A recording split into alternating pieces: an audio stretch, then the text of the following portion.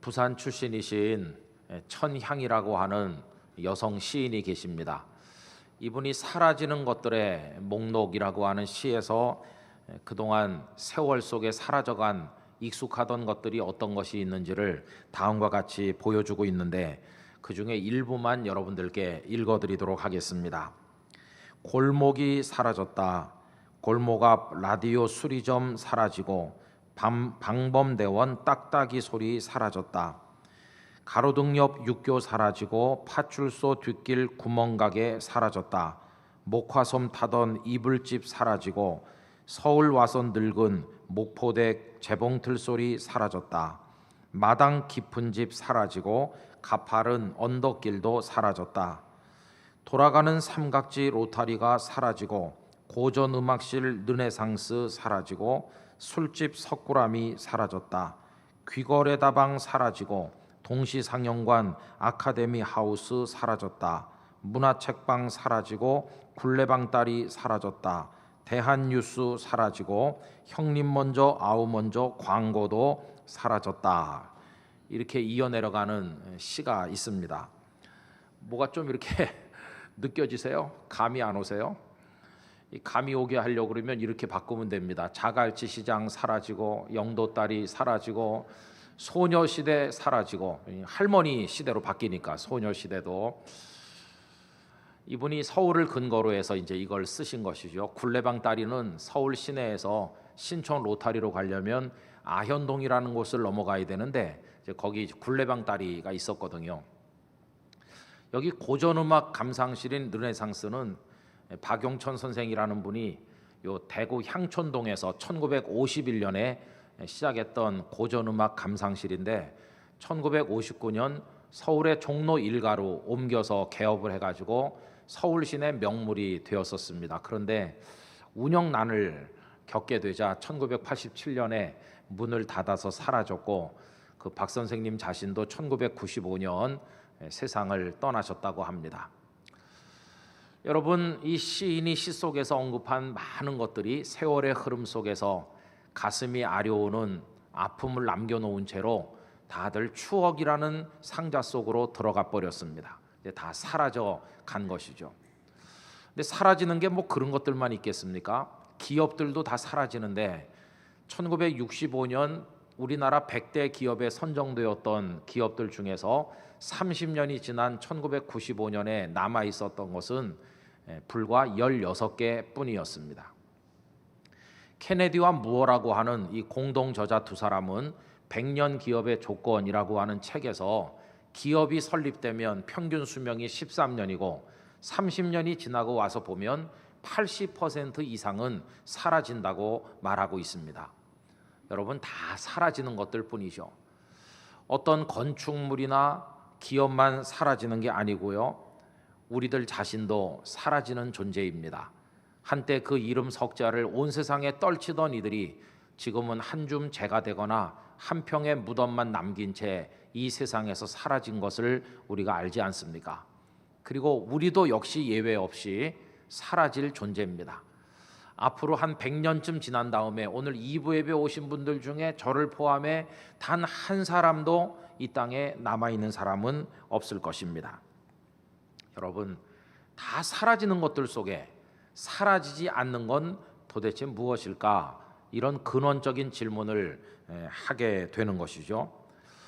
그동안 우리는 2년 6개월 동안 마가복음의 말씀을 차례차례 생각을 해왔었는데, 오늘부터 저 신약성경 뒤에 있는 요한일서 짧은 편지를 좀 생각을 해보려고 합니다. 요한일서는 하나님의 성령께서 예수님의 제자 요한에게 감동하셔서 쓰게 하신 편지로서 소아시아 지역의 교회들과 성도들에게 보내진 글입니다. 이 소아시아 지역은 어제 오늘 사이에 그 구테타로 시끄러운 터키의 저 서쪽 끝에 있는 그 지역, 중부 지역까지를 이제 소아시아 지역이라고 부르고 있지 않습니까? 근데 우리가 주목하는 것은 요한 사도가 이 요한 일서를 기록하던 그 시기에 관한 것입니다. 우리가 그동안에 나누었던 마가복음은 예수님 이야기죠. 예수님의 오셔서 하신 사역과 십자가, 부활, 승천 뭐 이런 이야기인데, 약간의 의견 불일치가 있기는 하지만 그 예수님이 십자가 지시고 부활하시고 승천하신 것을 AD 30년이라고 생각하고 있습니다. 그런데 이 요한 사도가 요한 일서를 기록한 것은 역시 약간의 의견 불일치는 있지만 주후 90년 이후로 보고 있습니다. 90년이나 91년 무렵일 것이다. 아니면 조금 더 늦을 거다. 그러면 예수님께서 승천하신 게 30년이면 요한이 요한 일서를 기록한 게 90년 정도 된다 그러면요, 60년의 시간 차이가 있지요. 그죠? 여러분 60년은 얼마나 긴 시간일까요? 60년이면 세대가 2번 바뀌는 기간이고 10년이면 강산도 변한다고 하는데 60년 어간에 얼마나 많은 것들이 변했을까, 이걸 우리가 생각을 해봐야 됩니다. 그래서 우리가 성경을 읽을 때 마가복음 등의 복음서를 읽을 때의 눈으로 요한 일서를 읽으면 안 될 것입니다. 늘 가슴에 새겨야 될 한 가지 변수는 요한 일서는 복음서 사건보다 60년쯤 뒤다 하는 시간의 흐름을 가슴에 염두에 두고 이 말씀을 읽어야 그 상황이 이해가 될 수 있다는 겁니다. 여러분, 그러면 그 60년 세월이 흐르는 동안에 뭐 어떤 일이 세상에 일어났으며 무엇이 사라졌을까요? 뭐 많은 게 있겠지만 우리와 관련된 아주 크고 충격적인 2가지만 얘기하려고 합니다. 첫째는 예루살렘이 무너져서 다 사라졌다고 말할 수 있습니다. 로마 장군 티투스가 예루살렘을 겹겹이 에워싸고 예수님의 예언처럼 돌 위에 돌 하나도 덧놓이지 않을 정도로 처참하게 무너뜨린 것은 주후 70년입니다. 예루살렘이 무너지고도 20년 있다가 요한일서가 기록됐다는 걸 여러분 기억하시기 바랍니다. 그 예루살렘은 어떤 곳입니까? 이 요한이 비록 갈릴리 출신이긴 하지만 예루살렘을 평생 잊을 수가 없지요. 거기서 예수님께서 십자가에 달리셨고, 거기 예루살렘에서 부활하셨고, 거기 다락방에 성령이 임했고, 거기 최초의 교회가 세워졌고, 그 베드로 사도의 성령 충만했던 설교, 하루에 3,000명이 회개하고 돌아오게 만들었던 그 설교가 낭낭이 울려 퍼지던 길거리도 그 예루살렘에 있었고, 그리고 성도들이 서로 도와주고 사랑하면서 열심히 모여 기도하고 복음을 전도하고 하나님의 교회가 불같이 부흥되던 현장, 그게 예루살렘 아닙니까? 그런데 그 예루살렘이 다 무너졌어요. 거기 살던 사람 다 죽임 많이 당했고 성도들도 다 뿔뿔이 흩어졌어요. 그래서 거기 있던 교회 성도들 중에 일부는 그 동쪽에 있는 펠라라는 곳으로 다 도망을 쳤는데, 나중에 보면 펠라의 기독교 교회가 어떻게 됐는지 알 수 없을 만큼 다 흩어져 나가 존재가 없어진 것을 보게 됩니다. 이게 그 60년 동안에 있었던 충격적인 사건이었습니다. 여러분, 60여 년 동안에 일어난 사건은 또 뭐가 있냐 하면 사랑하는 이들이 다 떠났다는 것입니다. 요한의 친형님은 야고보 아닙니까? 근데 그 야고보 사도가 사도행전 12장에 있는 것처럼 헤롯 아그리파 1세에게 죽임을 당하여 순교하셔서 떠났고, 그 이후에 네로 때 뭐 바울 사도 그리고 또 베드로 다 많이 순교하지 않았습니까? 그 과정에서 요한이 사랑했던 이들이 다 떠났어요. 지금 남아있는 사람은 요한밖에 없어요. 요한이 예수님의 제자 12명 중에 나이가 가장 어려서 그때 10대 후반인지 20대쯤 됐는지 잘 모르지만 우리가 편히하게 한 20살 정도 됐을 거라고 생각하면 지금 60년도 더 흘렀으니까 이 요한은 더 이상 열혈 청년이 아니고 늙어서 허리가 굽었을 백발의 노인이 되어 있는 겁니다. 그 어간에 사랑하는 일이 다 떠났어요. 같이 부르심을 받아 예수님의 제자가 되고 예수님과 함께 먹고 자고 말씀을 듣고 바다가 잔잔해지는 걸 같이 경험을 하고 오병이어의 떡과 생선을 같이 받아 먹고 예수님 버린 것 때문에 눈물을 흘려서 통곡하고, 그리고 부활하신 예수님을 만나 감격하고 같이 모여 기도하다가 성령 충만받고 같이 길거리로 나가 복음을 전하던 그 베드로 안드레, 그 많은 제자들, 그 서로 형님 동생하며 지냈을 그 사랑하는 이들이 다 떠나고 요한 혼자 달랑 남아있는 겁니다. 여러분, 이 60년이란 시간의 흐름을 우리가 염두에 두면서 이 말씀을 읽으면 말이죠, 요한이 요한일서를 쓰실 때 얼마나 힘들었겠나, 이런 생각을 하지 않을 수가 없어요. 왜냐하면 그 예루살렘 교회가 없어지지 않았습니까? 성이 무너지면서 다 도시가 회파되면서 없어졌잖아요. 여러분, 만약에 부산이 더 이상 존재하지 않고 우리가 어디에 가서 살아야 되는지 모르는 상황이 온다면 어떻게 되는 겁니까? 몇십 년 후에. 그래서 요한은 이 요한일서를 쓰실 때 어디에 계셨느냐 하면 저 멀리 에베소 지역에 가서 계신 겁니다. 에베소는 그 당시 로마 제국 안에서 인구가 많이 사는 대도시 중에 하나였는데 거기는 이방 사람들의 도시 아닙니까? 유대인들은 거의 찾아볼 수가 없을 만큼 수가 적었습니다. 물론 유대인들이 있긴 했어요. 흩어진 유대인들, 디아스포라가 있어서 회당도 있었고 바울도 에베소를 지나갈 때 거기서 전도한 적도 있긴 있어요. 그러나 유대인들은 숫자가 소수였고 설령 유대인이 있다 해도 그들은 다 예수님을 핍박하는 계열에 서 있는 유대인이기 때문에 요한의 입장에서는 이방 사람보다 더 무서운 적일 수도 있는 상황이었습니다. 그런데 그 거대 도시 한복판에 정겨운 사람 다 떠난 자리에 늙은 사도 혼자 서 있는 모습, 여러분 한번 상상을 해보세요. 제일 가슴에 와서 닿는 게 얼마나 외로웠을까, 그런 생각이 들어요. 얼마나 외로웠을까. 아무리 힘이 들어도 베드로가 살아있다든지 형님 야고보가 있다든지 다 그들이 같이 늙어간다면 만나서 서로 위로하고 예수님 따라다닐 때 그 옛날 얘기 같이 나누면서 서로 격려하고 이럴 텐데 다 떠나서 홀로 그 거대 도시 한복판에 서서 살아가야 되는 그 요한의 입장이 얼마나 어려웠겠습니까? 여러분, 저는 이 말씀을 준비하면서 생각을 해봤어요. 이걸 우리한테 적용해가지고 세월이 수십 년 지나가지고 만약에 부산도 없어지고 땅끝교회도 없어지고 지금 내 삶의 터전이 된 게 다 사라져 버렸고 날 사랑하고 내가 사랑한 너희들이 다 어디론가 가거나 돌아가셔서 나 혼자밖에 없는데 내가 저 아프가니스탄 같은 데 가서 혼자 늙은 몸으로 버티고 있다면 살 수 있을까? 그런 생각이 드는 거예요. 뭘 붙들고 살까? 무엇에 마음을 붙이고 살까? 어떻게 살 수 있을까? 못 살 것 같은 생각이 드는 거예요. 이제는 빨리 죽는 수밖에 없어 생각하면서 먼저 떠나간 이들만 머릿속에 떠올리면서 그렇게 되는 건 아닐까 하는 생각이 들었습니다. 그런데 여러분, 우리가 요한일서 말씀을 읽으면 이제는 아무것도 못하고 이제는 모든 걸 다 포기했고 먼저 간 이들처럼 나도 빨리 갔으면 좋겠어 이런 생각만 하고 있는 축 늘어지고 허리가 꾸부정한 한 노인을 만나는 게 아니라 이 요한일서가 우리에게 보여주는 요한은 그런 모습이 아니라 여전히 그 가슴에 열정이 불타고 있는, 그리고 아직도 주님의 사도로서 자신의 사명을 감당하고 있는 그런 요한을 우리가 만나게 된다고 하는 것입니다. 그는 여전히 그 영적으로 죽지 않았고 그의 사역을 멈추지 않고 있는 것을 볼 수 있습니다. 그걸 보여주는 말씀이 오늘 본문에도 여러 군데 있지 않습니까? 여러분 3절 앞부분에 보면요, 우리가 보고 들은 바를 너희에게도 전함은, 이렇게 말하죠.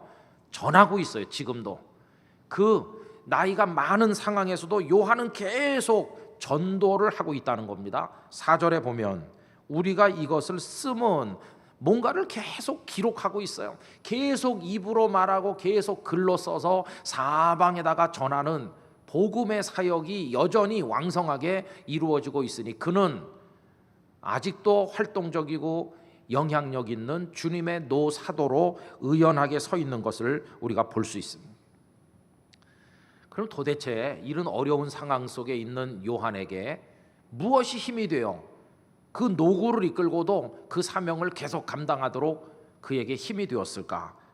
그 힘은 어디서 온 것일까? 그 비결이 도대체 어디 있는 것일까? 이렇게 질문을 하게 될 때 여러분, 그 비밀은 여기 있습니다. 다 사라졌어요. 예루살렘이라는 도시도, 예루살렘에 있던 교회들도, 사랑하고 정든 모든 이들도 다 뒤로 사라지고 없지만 아직도 사라지지 않는 게 있고 바로 그것들을 통해서 요한은 힘을 가지고 있다는 것이. 그럼 도대체 사라지지 않은 채로 요한 곁에 계속 힘이 되고 있는 건 뭡니까? 한마디로 말하면 주 예수 그리스도 주님이시라는 것입니다.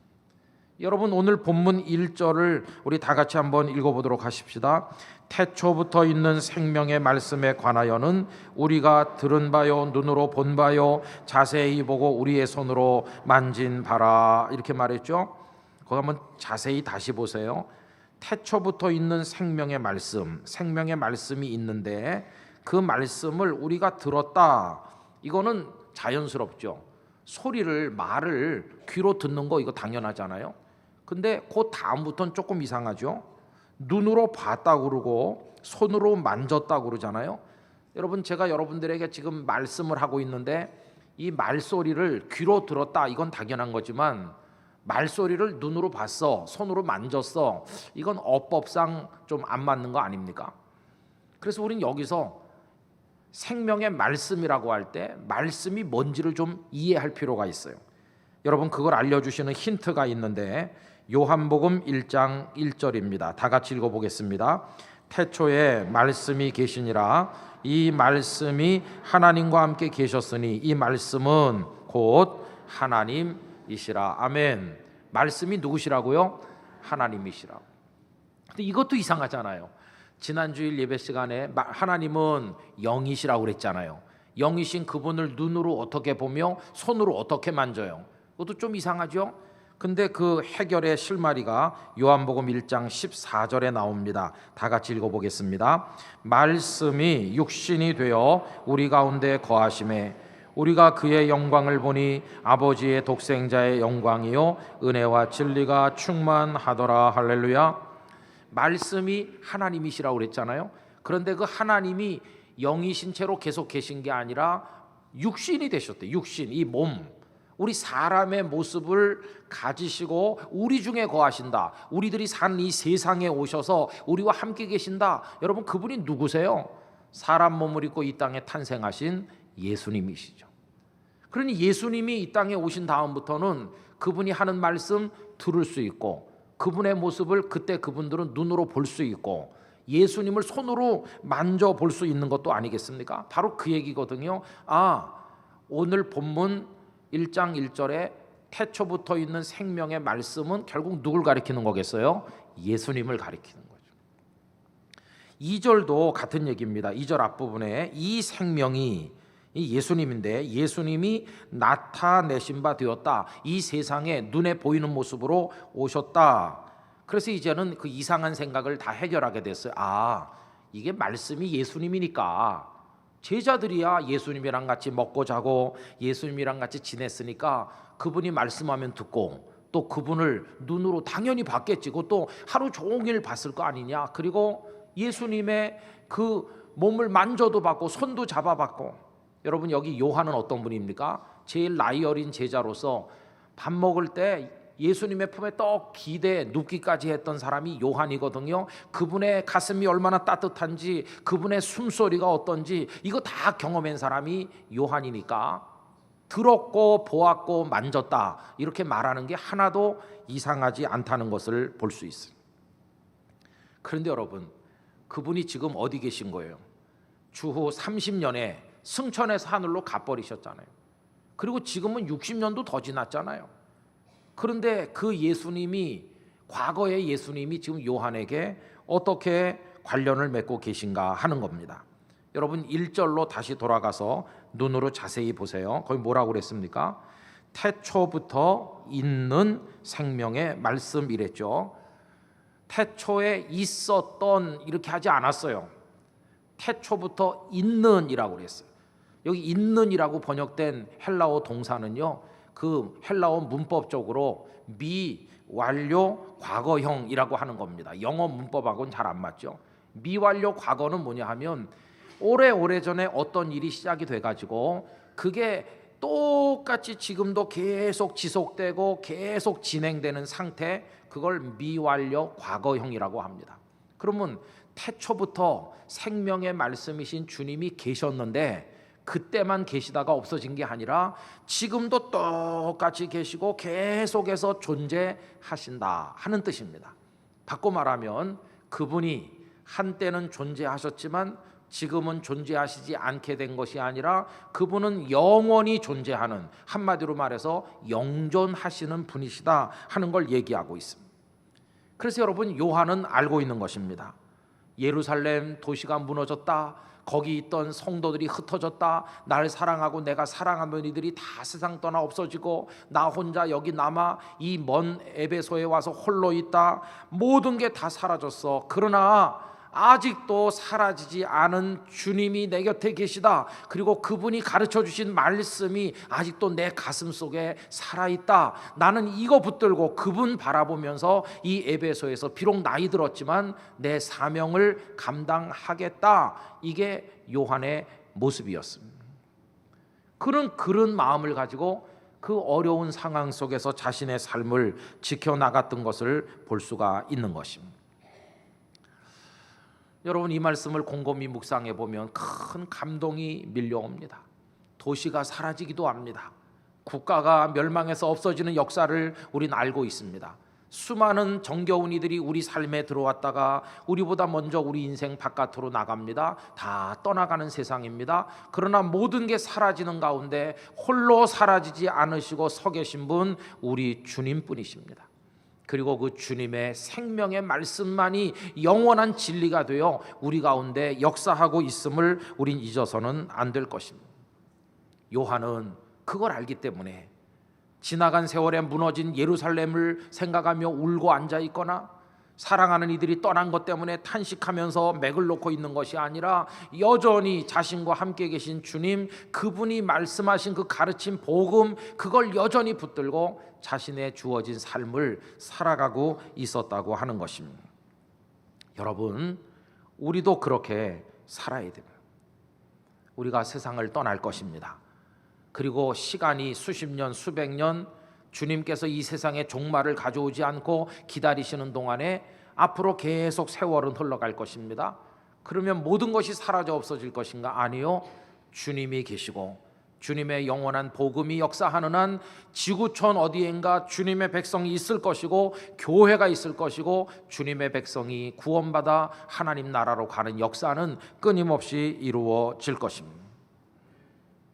주님이 하늘로 올라가시고 60년이나 지난 후에도 요한이 그 믿음 가지고 에베소에서 버티면서 그것을 전해주고 있었던 것처럼 요한 이후 1900년 세월이 흐른 이 시대에 우리가 살고 있는데 우리도 똑같이 요한이 믿던 믿음을 가지고 요한이 바라보던 주님을 바라보며 오늘도 요한이 믿던 그 말씀 우리도 믿으면서 여기 살고 있지 않습니까?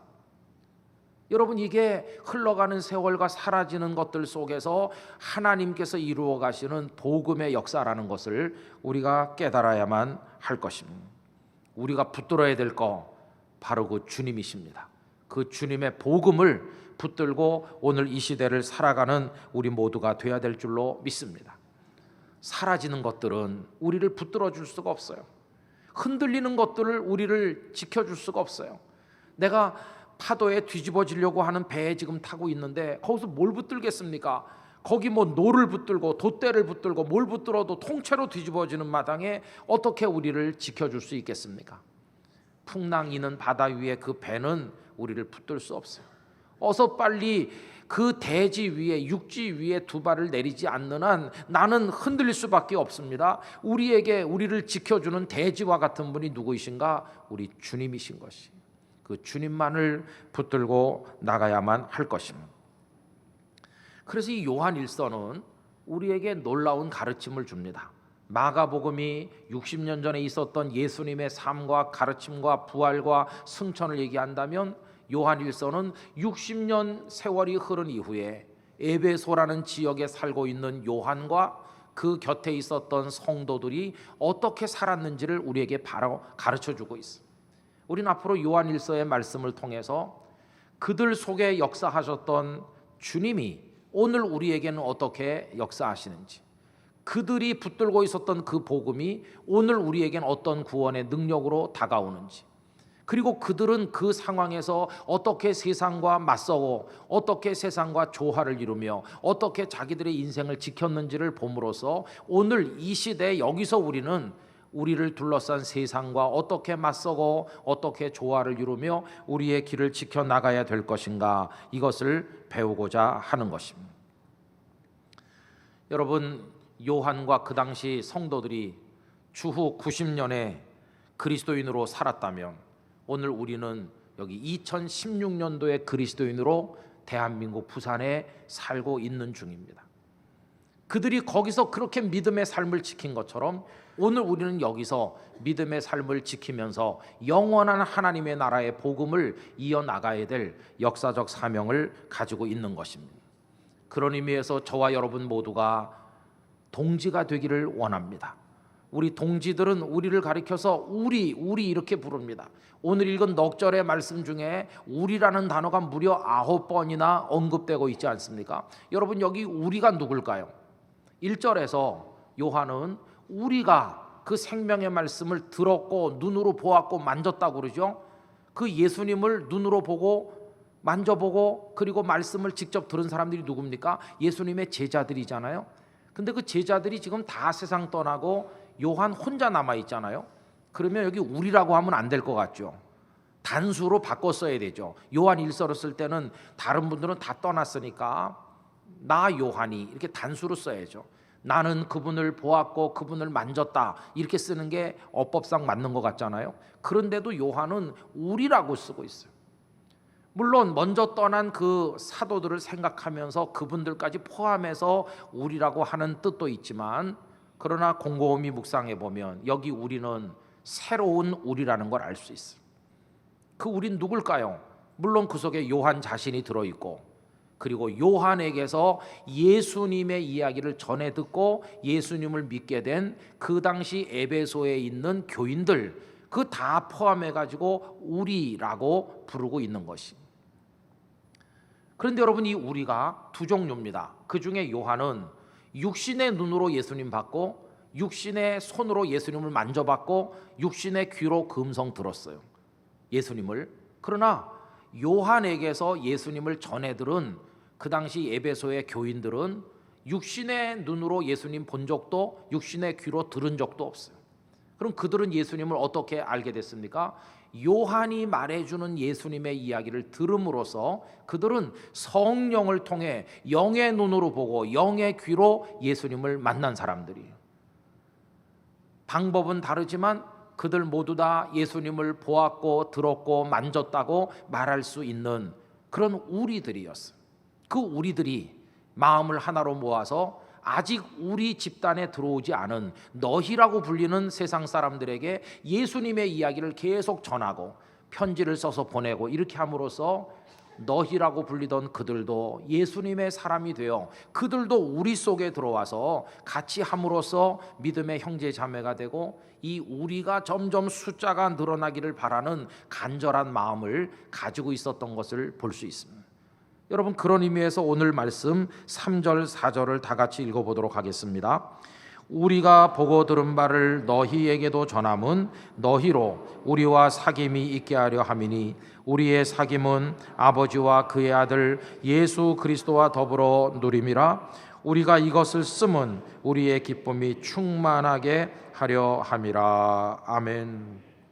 여러분, 저와 이 땅끝교회 모든 성도, 갓난아기든 어르신이든 할 것 없이 우리 중에 누구도 이 눈으로 예수님 본 사람도 없고 이 손으로 예수님 만진 사람도 없습니다.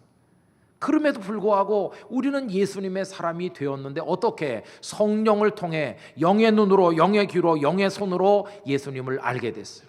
그래서 우리도 세상 사람들에게 내가 예수님 알아요, 내 눈으로 봤고 내 귀로 들었어요, 이렇게 말할 수 있는 사람이 되었습니다. 그래서 우리는 영적 동지가 되었습니다. 그러나 저 바깥 세상에는 아직도 예수님을 모르는 사람 너무나 많아요. 그래서 저와 여러분이 땅끝교회 교인들이 다 거룩한 동지가 되어 우리가 되어서 우리가 그분들에게 예수님을 이야기하므로 그분들도 예수님을 마음의 눈으로 보고 영의 귀로 듣게 하므로 그들도 우리 속에 들어오게 하여 이 우리의 크기가 점점 수가 많아지고 늘어나도록 하는 것이 오늘 우리의 사명이라는 걸 깨닫게 되는 것입니다. 여러분, 나머지는 다 흘러가는 것입니다.